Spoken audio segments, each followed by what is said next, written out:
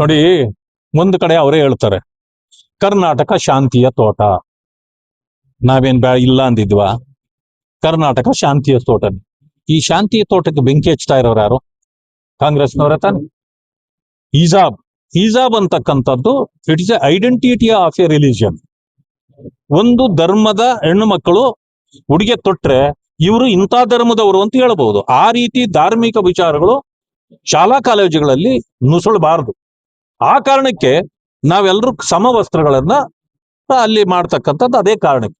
ಸಮವಸ್ತ್ರವನ್ನ ಮೀರಿ ಇದು ಮಾಡಿದಾಗ ಅದು ಧಾರ್ಮಿಕ ಭಾವನೆಗಳನ್ನ ಕೆರಳಿಸುತ್ತೆ.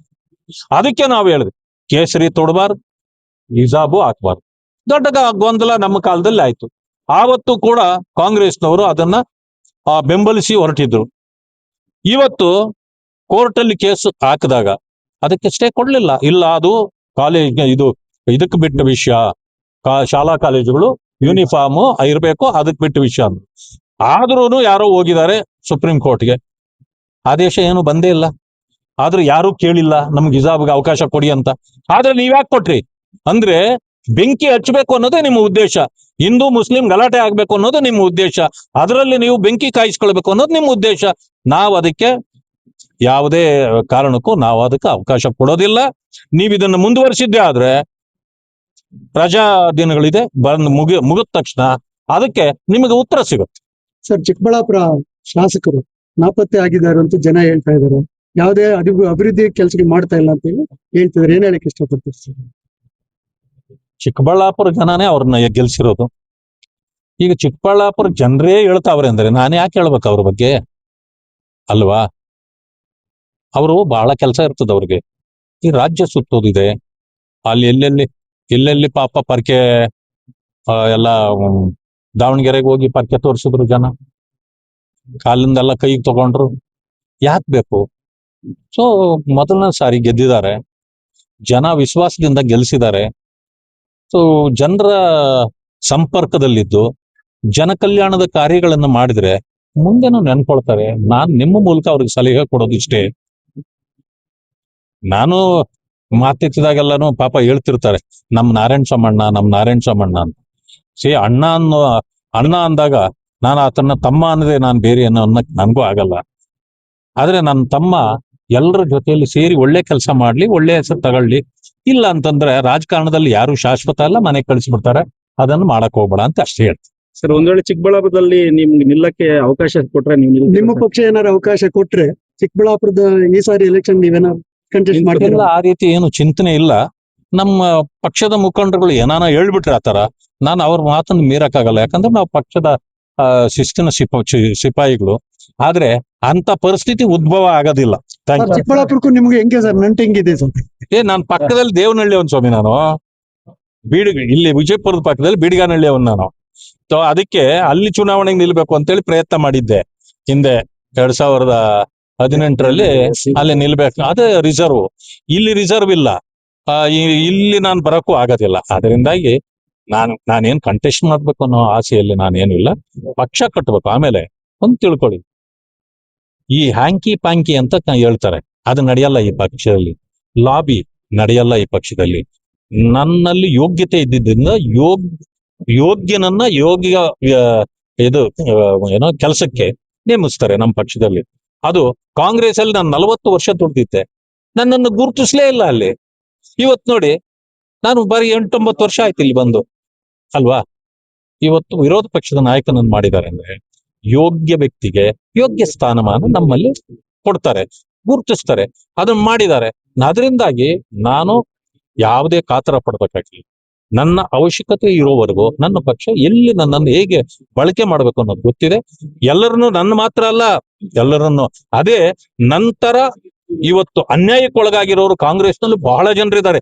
ಈ ಇಲ್ಲೂ ಇದ್ದಾರೆ ಜಿಲ್ಲೆನಲ್ಲಿ. ಅವರೆಲ್ಲ ನನ್ನ ಟಚ್ ಅಲ್ಲಿ ಇದ್ದಾರೆ. ಮುಂದಿನ ಸಾರಿ ಚುನಾವಣೆ ಎಷ್ಟೊತ್ತಿಗೆ ಅವರೆಲ್ಲ ಬಹುಶಃ ನಾನು ಎಳ್ಕೊಂಡ್ ಬಂದ್ಬಿಡ್ಬೋದು ಅವ್ರನ್ನ. ಯಾಕೆ ಅಂತಂದ್ರೆ ಕಾಂಗ್ರೆಸ್ ನಲ್ಲಿ ಬಹಳ ಜನರಿಗೆ ಅನ್ಯಾಯಗಳಾಗಿದೆ. ನಂತರ ಈ ತರ ನೊಂದ ಮನಸ್ಸುಗಳು ಬಹಳ ಇವೆ. ಅದರಿಂದಾಗಿ ಇಡೀ ರಾಜ್ಯದಲ್ಲಿ ಕಾಂಗ್ರೆಸ್ ಇವತ್ತು ಸಂಪೂರ್ಣ ನಾಶ ಆಗ್ತಕ್ಕಂಥ ಹಂತದಲ್ಲಿರೋದ್ರಿಂದ ಕಾಂಗ್ರೆಸ್ ಅಲ್ಲಿ ನೊಂದು ಬೆಂದಿರ್ತಕ್ಕಂಥ ನನ್ನ ಸ್ನೇಹಿತರು ಬಹಳ ಇದ್ದಾರಲ್ಲ, ಅವರೆಲ್ಲರಿಗೂ ಇಲ್ಲಿ ತಂದು ಅವರನ್ನ ಗುರುತಿಸೋ ಕೆಲಸ ಮಾಡಿಸ್ಬೇಕು. ಆ ಕೆಲಸವನ್ನು ನಾನು ಮಾಡ್ತೀನಿ. ತೃಪ್ತಿಯಾಗಿದ್ದೀರಾ ಸರ್ ಹಾಗಿದ್ರೆ? ಆ ಬಿಜೆಪಿ ತುಂಬಾ ತೃಪ್ತಿಯಾಗಿ ನಾನ್ ತೃಪ್ತಿ ಆಗಿದ್ದೀನಿ ಅಂತ ಹೇಳ್ಬಿಟ್ನಲ್ಲ ನಿಮ್ಗೆ. ನಾನ್ ತೃಪ್ತಿ ಇರೋದು ನಿಮ್ಗೆ ಹೇಳ್ಬಿಟ್ನಲ್ಲ. ಅಂದ್ಮೇಲೆ ನಾನ್ ತೃಪ್ತಿ ಆಗಿಲ್ಲ ಅಂತ ಯಾರು ಹೇಳಿದ್ರು ನಿಮ್ಗೆ? ಆಗಿದೆ ಅಂತ ಹಾ, ನನಗ್ ತೃಪ್ತಿ ಆಗಿದೆ. ಅದರಿಂದಾನೇ ನಾನು ಕಂಟೆಸ್ಟ್ ಯಾಕೆ ಮಾಡ್ಬೇಕು ಬೇಕಾಗಿಲ್ಲ. ಯಾರನ್ನ ಎಲ್ಲಿ ಯಾವ ರೀತಿ ಬಳಕೆ ಮಾಡ್ಬೇಕು ನನ್ನ ಪಕ್ಷದ ಮುಖಂಡತ್ವಕ್ಕೂ ಗೊತ್ತಿದೆ. ದೂರ ಇರ್ತೀರಿ ನೀವು. ಯಾರು ಹಂಗೇನಲ್ಲ, ನನ್ ಪಕ್ಷ ಹೇಳಿದ್ದನ್ನ ಅಷ್ಟೇ ಮಾಡೋಣ ಅಂತ ಹೇಳಿದ್ನಲ್ಲ. ಪಕ್ಷ ನಿಷ್ಠೆ. ಪಕ್ಷನಿಷ್ಠೆ ಅಷ್ಟೇ. ಘಟನೆಗಳು ನಡೀತಾ ಇದೆ, ಮೋಸ ವಂಚನೆ ಜನರಿಗಾಗಿದೆ. ಅದರಿಂದಾಗಿ ಈ ಸರ್ಕಾರ ಕಳ್ಳರ ಸರ್ಕಾರ, ಕಳ್ಳರ ಸಂತೆ ಕಾಂಗ್ರೆಸ್ ಅಂತೇಳಿ ಹೇಳಿದ್ದಾರೆ. ಜೊತೆಗೆ ದಲಿತರನ್ನ ವಂಚನೆ ಮಾಡಿ ಮೋಸ ಮಾಡ್ತಾ ಇದೆ. SCP DSP ಹಣ ಸಂಪೂರ್ಣವಾಗಿ ಕಾಂಗ್ರೆಸ್ ಸರ್ಕಾರ ನುಂಗಿ ಹಾಕಿದೆ. ಗ್ಯಾರಂಟಿಗಳ ಹೆಸರಿನಲ್ಲಿ ಗ್ಯಾರಂಟಿಗಳನ್ನು ಜನರಿಗೆ ತಪ್ಪಿಸಿ ಇವರು ಕೋಟ್ಯಾಂತರ ರೂಪಾಯಿಗಳನ್ನ ಲೂಟಿ ಮಾಡಿದ್ದಾರೆ. ಪಕ್ಕದ ರಾಜ್ಯಗಳಿಗೆ ಚುನಾವಣೆಗಳಿಗೆ ಹಣ ಕಳಿಸುವುದೇ ಮಾತ್ರನೇ ಇರ್ತಿತ್ತು. ಅದಕ್ಕೆ ನಾವು ಮೊದಲೇ ಹೇಳ್ತಿದ್ವಿ, ಕಾಂಗ್ರೆಸ್ ಅನ್ನು ಗೆಲ್ಲಿಸಬೇಡಿ, ಕಾಂಗ್ರೆಸ್ ಕರ್ನಾಟಕವನ್ನು ATM ಮಾಡ್ಕೊಳ್ತಿದೆ ಅಂತ. ಆದ್ರೆ ಆವತ್ತು ಮಾಡಿದ ಅಚಾತುರ್ಯದಿಂದ ಇವತ್ತು ಕೇರಳಗೆ ದುಡ್ಡು ಕಳಿಸೋದು, ತೆಲಂಗಾಣ ದುಡ್ಡು ಕಳಿಸೋದು, ಆ ಕಡೆ ವೆಸ್ಟ್ ಬೆಂಗಾಲ್ ದುಡ್ಡು ಕಳಿಸೋದು, ಏನ್ ತಮಿಳುನಾಡು ಕಳಿಸೋದು, ಬರೀ ಇದೆ ATM ಆಗಿದೆ ಇವತ್ತು. ಆ ಕಾರಣದಿಂದ ಈ ಸರ್ಕಾರ ಇವತ್ತು ಏನು ಜನರಿಗೆ ವಂಚನೆ ಮೋಸ ಮಾಡಿದೆ, ಇದು ಕಳ್ಳರ ಸರ್ಕಾರ. ಯಾಕೆ ಅಂತಂದ್ರೆ ವಾಲ್ಮೀಕಿ ನಿಗಮದಲ್ಲೂ ದುಡ್ಡು ನುಂಗಿದ್ರು, ಮೂಡ ಸೈಟ್ಗಳನ್ನು ತಗೊಂಡು ನುಂಗಿದ್ರು, ಏರ್ಪೋರ್ಟ್ ಹತ್ರ ಜಮೀನ್ ನುಂಗಿದ್ರು. ಇವೆಲ್ಲ ಮಾಡಿದ್ರು ಕೂಡ ಅವ್ರ ಮೇಲೆ ಕೇಸ್ಗಳಾಗ್ತಾ ಇಲ್ಲ. ಇದಕ್ಕೆ ಜನ ಇವತ್ತು ಉತ್ತರ ಕೊಡ್ತಕ್ಕಂಥ ಕೆಲಸವನ್ನ ಮುಂದಿನ ದಿನಗಳಲ್ಲಿ ಮಾಡುತ್ತೆ. ಆ ಒಂದು ಕೆಟ್ಟ ಒಂದು ಪರಂಪರೆ. ಆದ್ರೆ ಏನಾಗಿತ್ತು, ಯಾರೋ ಒಬ್ಬ ಈಗ ಸಿಕ್ಕಿ ಬಿದ್ದಿದ್ದಾನೆ. ಅದು ಎಲ್ಲಿ ಸೋರಿಕೆ ಯಾವ ಒಂದು ಕಾರಣಕ್ಕಾಯ್ತು ಈಗೆಲ್ಲ ಸಿಕ್ಕಿ ಬಿದ್ದು ಅವನಿಗೆ ಶಿಕ್ಷೆ ಆಗ್ತಾ ಇದೆ. ಇದು ಏನೇ ಆದ್ರೂ ಲಕ್ಷಾಂತರ ಜನರಿಗೆ ಆಗಿರ್ತಕ್ಕಂಥ ಅನ್ಯಾಯ. ಅದನ್ನ ಸರ್ಕಾರ ಸರಿಪಡಿಸೋದಕ್ಕೆ ಎಲ್ಲಾ ಚಿಂತನೆಗಳನ್ನ ಮಾಡ್ತಾ ಇದೆ. ಸದ್ಯದಲ್ಲೇ ಅದು ಮಾಡ್ತದೆ. ಯಾರು ತಪ್ಪು ಮಾಡಿದಾರೋ ಅವ್ರಿಗೂ ಕೂಡ ಶಿಕ್ಷೆ ಆಗ್ತದೆ. ಜನತಾದಳ್ BJP ಪ್ರಶ್ನೆ ಅಲ್ಲ, ಇದು NDA ಪ್ರಶ್ನೆ ಇದೆ. ಈ ತೀರ್ಮಾನವನ್ನ ನಾನು ನನಗೆ ಯಾವುದೇ ಅಧಿಕಾರ ಇಲ್ಲ. ಈ NDA ವಿಚಾರ ಬಂದಾಗ ಕೇಂದ್ರದ ನಾಯಕರು ತೀರ್ಮಾನ ಮಾಡ್ತಾರೆ. ನಾವು ಒಟ್ಟಾರೆ ದೇವೇಗೌಡರು ನಾವು ಎಲ್ಲರೂ ಸೇರಿ NDA ನಡೆಸ್ಕೊಂಡು ಹೋಗ್ತಾ ಇದ್ದೀವಿ, ಮುಂದೆವೂ ನಡೆಸ್ತೀವಿ.